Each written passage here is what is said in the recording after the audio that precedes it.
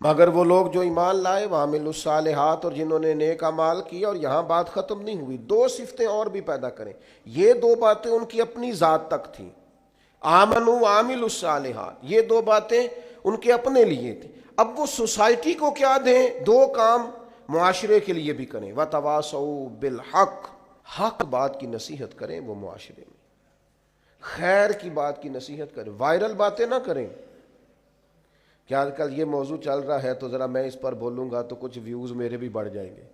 Viral باتیں نہیں کریں. وہ وتواصوا بالحق، وہ حق بات کی نصیحت کریں، کلمہ حق کہیں اور حکمت کے ساتھ کہیں. ادعو الی سبیل ربک بالحکمہ، دانائی کے ساتھ کہیں، لوگوں کو سمجھانے کی نیت سے کہیں، کلمہ حق ان کی زبان پر آئے.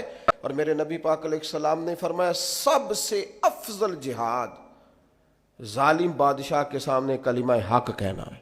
آپ حق کے ساتھ کھڑے ہوں، پھر آپ لوگوں کو امر بالمعروف کریں، پھر نہی عن المنکر کہیں، اور وہ بھی بندہ دیکھ کے نہیں.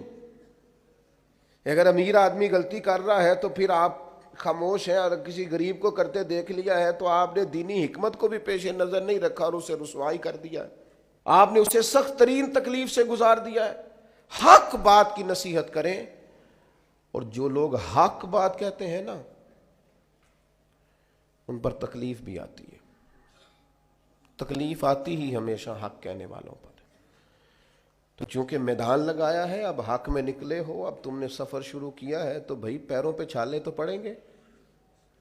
سفر کرو گے تو تھکاوٹ تو ہوگی، کوئی رستہ طے کرو گے تو گرد تو پڑے گی. اگر کسی سمت تیز دوڑو گے تو مخالف سمت سے ہوا تو تیز آئے گی. اب وہاں گھبرانا نہیں، کمزور نہیں پڑنا، تھکی باتیں نہیں کرنی.